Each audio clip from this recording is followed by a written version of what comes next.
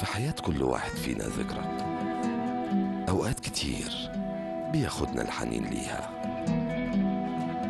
مع ناس لسه عايشين جوانا، وحكايات كتير عشناها معاهم.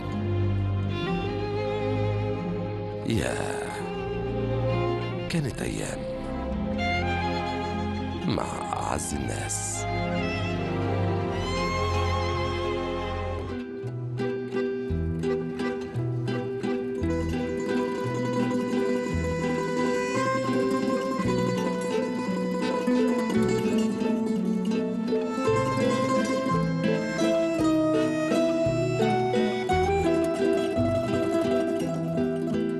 كلمة أعز الناس دي كلمة كبيرة جدا في معناها يعني. طبعا الإنسان كائن اجتماعي، ما يقدرش يعيش بدون أصحاب وبدون أصدقاء والحاجات دي كلها. فإحنا بنقابل في رحلة الحياة ناس كتيرة جدا، بنتعرف بيهم. ممكن يكون زمالة عادية، وبعد كده بترتقي لأصدقاء، وبعد كده ممكن ترتقي لرفيق أو أنيس للروح. فأعز الناس دول هم الكريمة بتاع صفوة الأصدقاء بتوعك، الناس اللي عندهم مصداقية، الناس اللي بيحبوكوا من قلبهم، الناس اللي معاك في الحلوة والمرة. لأن احنا دايما محتاجين الصديق ده في وقت الشدة وفي وقت الفرح، لأن الحزن والفرح تقال جدا على النفس، فلازم حد يشاركك فيه.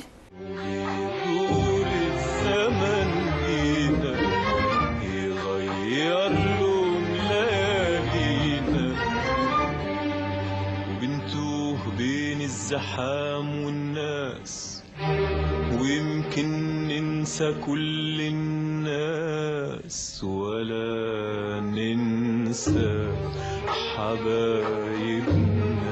أعز الناس حبايبنا، أعز الناس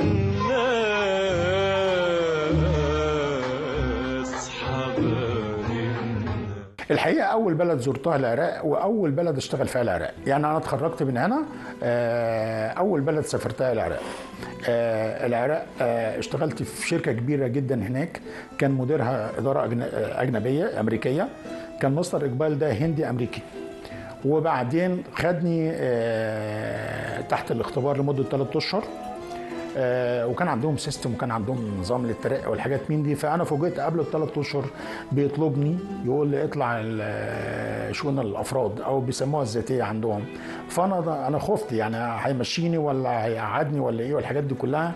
لقيته بيختارني ان انا ابقى رئيس قسم العصاير. رئيس قسم العصاير وانا عندي ناس مهندسين والحاجات من دي قبل ب7 سنين و5 سنين والحاجات دي كلها. بعد ما تعينت رئيس قسم العصاير لماركه شهيره جدا عالميه، طبعا صاحب الفضل عليا الدكتور المهندس محمد خضر. مهندس محمد خضر ده كان مدير الانتاج بتاع الشركه كلها. احنا كان عندنا مصنع لبن ومصنع ايس كريم ومصنع جبن ومصنع مواد التعبئه والتغليف، فده كان مدير الانتاج بتاعنا كلنا، وهو اللي علمنا والحاجات دي كلها. ولما جيت اقدم استقاله بعد سنه عشان ارجع اتعين معيد في مصر وكده، اغراني وادالي فيلا وادالي وزود لي راتب والحاجات دي كلها، وقال لي روح اتجوز وتعالى وهات مراتك وتعالى هنا واقعد هنا. وقعدت هناك في العراق 7 سنين.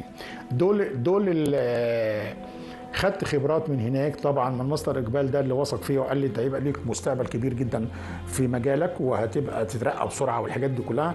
وفعلا انا بعد سنتين طلعت اترقيت ومسكت مصنع اربيل اللي هو في الشمال في الاكراد والحاجات دي كلها.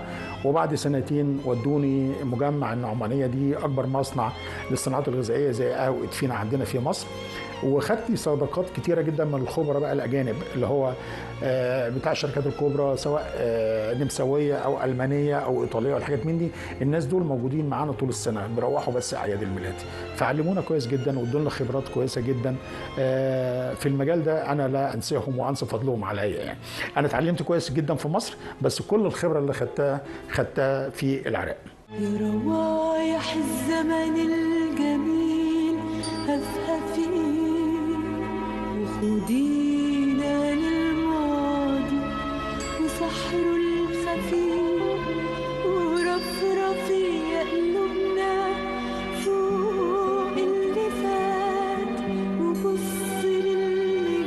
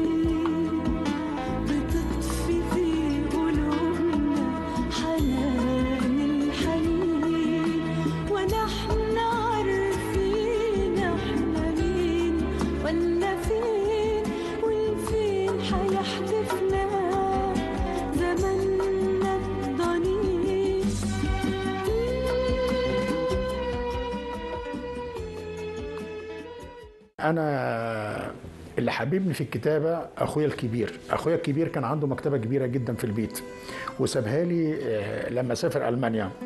كان مكتبه في الحيطه كده ولا دولاب ولا قفل ولا الحاجات دي كلها. فكان عندنا قدام محطه البنزين الكشك الصحافه، فكان يشترك يجيب الثلاث جرايد اليوميه. انا اتعلمت القرايه والكتابه قبل ما ادخل المدرسه، يعني من كتاب القريه اتعلمت ومن اخويا والحاجات من دي اتعلمت. فانا كنت قارئ جيد جدا وانا صغير لان هو حبيبني في ده. فبرضه بقيت اشتري واستمر ان انا اشتري كتب والحاجات من ده عشان اعمل كده. علشان كده اختارني الاستاذ محمد ضيف استاذ اللغه العربيه وانا في اعدادي ان انا اشترك في الاذاعه المدرسيه. اقول اقرا الاخبار او اكتب مقال او اكتب شعر او اقول موضوع والحاجات دي كلها. فهو جرأني وعرفني والحاجات من دي، وكنت اشهر واحد في المدرسه يكتب موضوع تعبير. يعني احسن واحد لما يقول اكتب موضوع تعبير صفحه اكتب 15 صفحه. وكنت متميز كده لان انا كنت بقرا كتير وبطلع كتير والحاجات دي كلها، وخاصه ايامها فاكر بقى حرب اكتوبر 73 وكان عندنا الكتب والحاجات من ده. اكتب عن حرب الدبابات وحرب الطيران اللي حصل عندنا في المنصوره، مطار المنصوره اللي اكبر اللي اختاروه عيد قومي للطيران في مصر. ده انا شفتها على الطبيعه قريت الجرايد والحاجات من دي. فكان عندي حصيله لغويه كتيره جدا ان انا اكتب. قريت لكل الكتاب سواء الادباء او الصحفيين. طبعا طه حسين، يحيى حقي، يوسف ادريس، انيس منصور. قريت لمحمود السعداني، قريت لاحمد فؤاد نجم، قريت لكل الناس.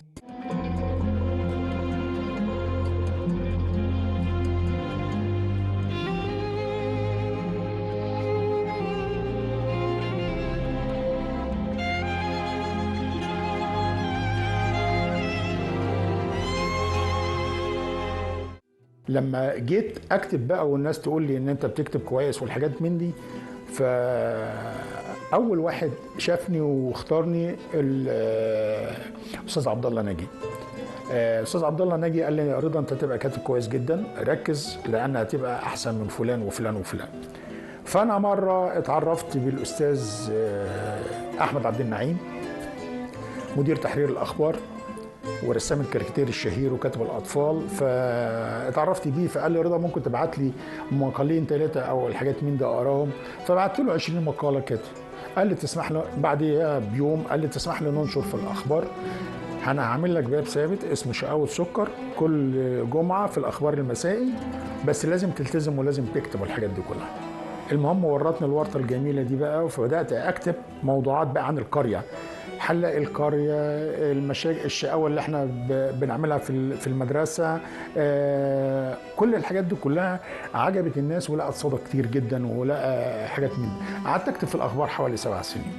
وبعدين اتعرفت من الاستاذ احمد بالاستاذ عبد الله كاتب اطفال محترم جدا، وهو عمل لي ندوه بعد ما نزلت كتاب شقاوة سكر وفي نقابه الصحفيين، ومن يوميها احنا اصدقاء. اعرف طبعا كتاب سخيرين كتير جدا في الوقت الحالي خدوا جايزه الصحافه في المقال الصحفي، في جيهان الغرباوي وفي امير لاشين في الاخبار. دول ناس واعدين جدا وبيكتبوا ادب ساخر كويس جدا. وانا بقى اتاثرت بمحمود السعداني. انا محمود السعداني واحمد فؤاد نجم والناس دول انا بعشقهم، يعني بعشق كتاباتهم والحاجات دي كلها.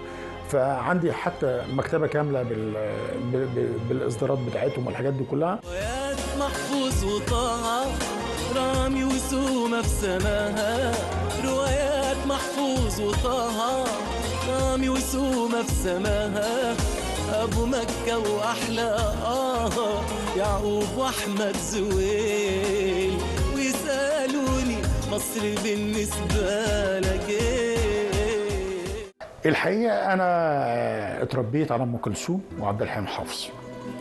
انا كنت اسهر كل عيد ربيع عشان اتفرج على حفله الربيع بتاع عبد الحليم حافظ، ونطلب من عم محمد عميره صاحب القهوه ما نتفرجش عليها في البيت، لازم في القهوه، ونخرج التلفزيون بره في الشارع ونجيب لب وترمس وحاجات من دي، ونقعد نقضي السهره لغايه ما الفجر يدن، وبعد كده نعمل الطقوس بتاع شم النسيم بقى، نعمل حريقه زي الليمبي في بورسعيد، وناخد البيض والحاجات من دي ونطلع الترعه نستحمى في الترعه ونتغدى فسيخ وسمك والحاجات دي كلها تحت الاشجار والحاجات دي كلها. فعبد الحليم ده هو عشق كمطرب يعني. اي نعم انا بسمع عبد المطلب، بسمع ناس كتيره جدا، بس هو مطربي المفضل عبد الحليم. ام كلثوم ده انا بعشقها كصوت وكموسيقى والحان وكلمات والحاجات دي كلها، بس طبعا بحب نجاة وبحب ورده وبحب المطربات العظام الكويس. بس انا مرن في المزيكا او في الحاجات من ده، ممكن اسمع شرقي وممكن اسمع غربي، ممكن اسمع حتى كمان الولاد دلوقتي لما بيطلعوا معانا في العربيه وسفر والحاجات من دي بينزلوا المهرجانات، انا ما عنديش مانع يعني اسمع كل الاذواق وكل الحاجات من دي. لما رحت العراق بقى لقيت هناك طرب اصيل بقى، ناظم الغزالي وسعدون جابر، وكان طلع بقى عبرت الشط على مودك ده كاظم الساهر وكان لسه شاب والحاجات دي كلها. فانا او عندهم طبعا فيروز، مجد الرومي، وديع الصافي، محمود قنديل. انا احب الشعب واحب العاطفي واحب الدين واحب الحاجات دي من دي. فاحيانا حسب المزاج انت بتسمع مزيكا حسب مزاج، يعني بتسمع مزيكا حسب مزاجك، ما تقدرش تقول كلاسيكي، ما تقدرش تقول غربي، ما تقدرش تقول كذا، حسب المزاج بتاع الواحد فبيسمع المزيكا في الوقت المناسب له. لو مريت في طريق مشينا مرة فيه أو عديت في مكان كان لينا ذكرى فيه، لو مريت في طريق مشينا مرة فيه أو عديت في مكان كان لينا ذكرى فيه، ابقى افتكرني، حاول تفتكرني، حاول تفتكرني، ابقى افتكرني، حاول تفتكرني، حاول تفتكرني. دي ليالي عشناها أبدا مش هنساها، دي ليالي عشناها أبدا مش هنساها. على بالي يا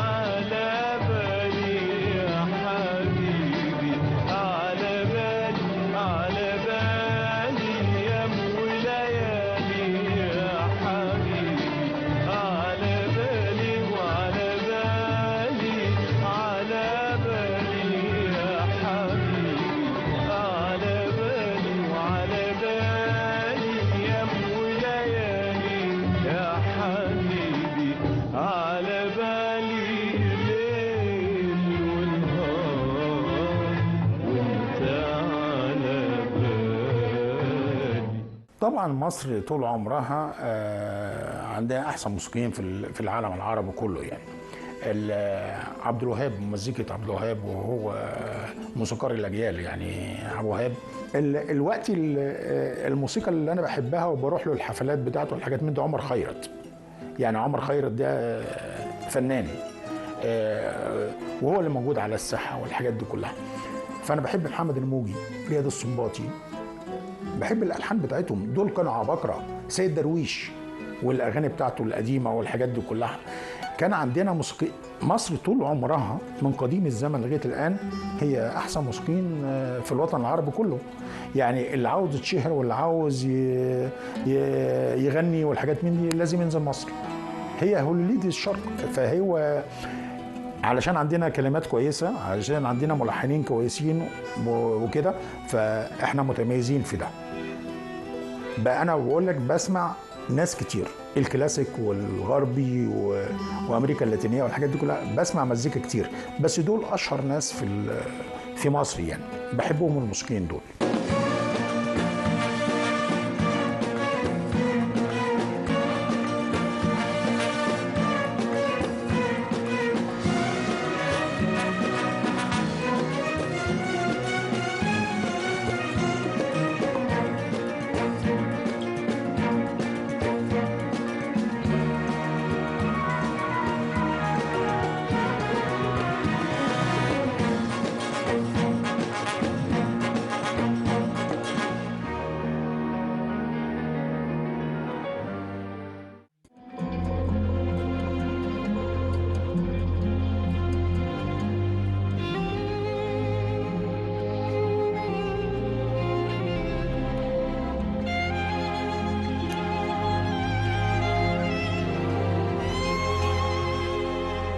انا من عشاق الرئيس الراحل الزعيم الراحل جمال عبد الناصر، برغم ان هو مات وانا طفل صغير والحاجات من دي، بس شاركت في وفاته. يعني احنا كنا في ابتدائي وشيلنا خشبه كده وخدناها من المدرسه، رحنا الاداره التعليميه في حاجه ماشيين 5 كيلو طلبه صغيرين، واللي بيبكي واللي بيزعق والحاجات من دي، والفلاحين يطلعوا من الاراضي والحاجات من دي ويشاركوا معانا.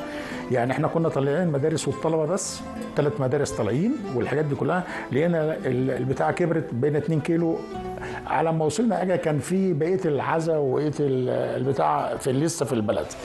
انا بحب الزعيم جمال عبد الناصر كتير جدا. انا يمكن شفت شويه وقابلت الرئيس السيسي، وكان لي الشرف ان انا اقابله والحاجات دي كلها.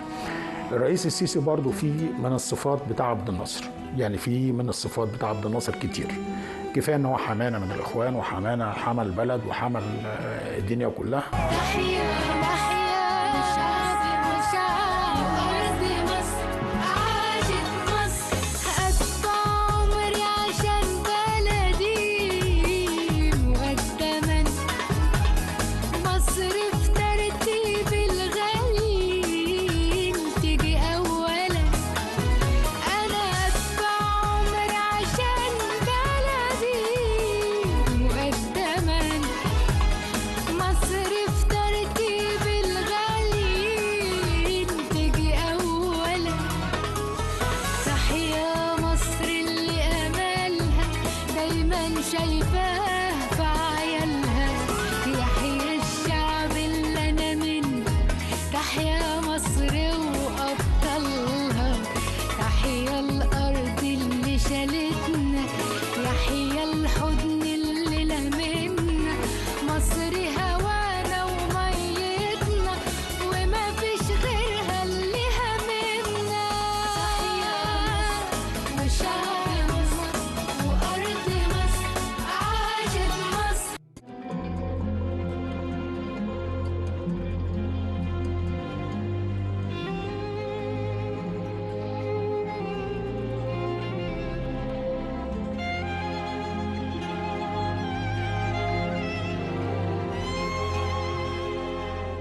الحقيقه انا كان المفروض اطلع فنان اساسا. يعني انا وانا في ثانوي كان عندنا وزاره الثقافه جميله جدا في الستينات والسبعينات. كان عندنا الثقافه الجماهيريه، وكان عندنا في البلد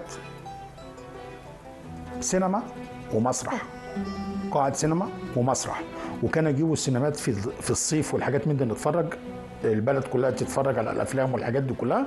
وكان عندنا مكتبه، وكانوا جايين من الثقافه الجماهيريه، جابوا لنا مخرج وملحن ومصمم رقصات وكاتب اغاني والحاجات من دي. انا افتكر كان اسمه عباس احمد، كان مخرج في التلفزيون وعمل مسرحيه اسمها دنشوي او المحاكمه، واتعرضت في التلفزيون والحاجات من دي. وكمال زهران الملحن ومصمم ملابس والحاجات من دي. وكانوا واخدين شقتين في البلد ايجار، واحده مبيت ليهم، واحده نضينا نعمل تدريبات فيها والحاجات من دي. وجينا هنا في مسرح الحديث في باب اللوق، وعلشان احنا الفرقه الفايزه دخلونا مسرحيه نور الشريف وليلى علو. كانت ليلى علو اول مره تطلع على خشبه المسرح، كانت لسه في ثانويه عامه. اتفرجت على المسرحيه دي، طبعا قابلنا نور الشريف واحمد بدير ونجاح الموجي وابطال المسرحيه، وسلموا علينا وتكرمنا من الوزير والحاجات دي كلها. بس جيت بقى في ثانويه عامه، قالت لي يا الدراسه يا الكوره يا البتاع الحاجات دي كلها، فبطلت تمثيل. فانا بعشق نور الشريف لانه ممثل هايل، يعني ممثل هايل. ليلى علو طبعا دي فاكهه السينما المصريه والعربيه، بحبها جدا. احسن ممثل مصري ما جاش زيه او مش هيجي زيه احمد زكي. اي نعم، كان عندنا عباقرة في يحيى شاهين، محمود مرسي، يحيى الفخراني جميل، الممثلين دول التقال. بس انا بقول احمد زكي. الحقيقه انا عندي ربنا كرمني، انا ليا اصدقاء في كل الدنيا. يعني انا لفيت العالم، انا لفيت 100 دوله حوالين العالم، وعملت سكر بره كتاب عن ادب الرحلات والحاجات دي كلها. فليا اصدقاء في كل الدول، اجانب وعرب ومصريين قاعدين هناك. فانا بحب اكون صداقات. انت عارف الصداقه يعني زي ما قلت في البداية ان الصداقة دي مهمة جدا لصحتك النفسية والجسدية. مهم جدا ان انت تعيش حياة متوازنة وحياة جميلة والحاجات من دي. اكيد بنمر برحلات فشل ونجاح والحاجات من دي، انت محتاج صديق تقعد معاه تتكلم معاه والحاجات دي كلها خارج الشغل، فاهمني؟ فانا عندي اصدقاء كتير جدا، زي ما قال مدحت صالح انا بصاحب كل الناس، البي صاحبي والفقري. وانا بحب البساطة. انا بحب البساطة. يعني ايه بحب البساطة؟ يعني تلاقي ليا اصحاب ناس عادية، ناس بسطة فلاحين. بروح القرية بتاعتنا ببرج النور في المنصورة، ونروح ناخد الحصرتين ونقعد على الارض والحاجات من دي، ونعمل منقد الشاي والاكل والبسيط والجبنه والخضار والحاجات من دي، ونقضي اليوم الجميل واسمع حكاويهم اللذيذه. عندي بقى اصدقاء كتير جدا في برج النور، يعني سواء اخواتي او عمامي او ولاد عمامي او عبدو شلبي او الناس الجميله دي كلها اللي بتفكرنا بالزمن الجميل. بنروح لما يكون دماغي مشغوله بقى بشغل وكده، اروح افضي نفسي يوم واجي اخر النهار كأن انا غسلت او رحت مصيف او رحت الحاجات دي كلها. ليا مجموعه تانية في الرياض في بني سويف. ساعات بشتاق ليوم عشته وانا صغير، لشكلي قبل ما اتغير، لأيام فيها راحة البال عشان كنا ساعتها عيال. ساعات بشتاق للحب القديم ولصوت عبد الحليم، لنومي في حضن لبس العيد وإحساس إن بكرة بعيد، لفنجان قهوة من أمي وأنا بذاكر، لفرحة أبويا لما أنجح وأكون شاطر، للمة عيلة في الصيف لما بنسافر على مطروح، لأول لمسة من إيدي اللي حبيتها، لضحكتها ورقتها وبرقتها، لدمع في عيني يوم البعد خبتها وأنا مجروح. ساعات بشتاق ليوم عشته وأنا صغير، لشكلي قبل ما اتغير، لأيام فيها راحة البال عشان كنا ساعتها عيال.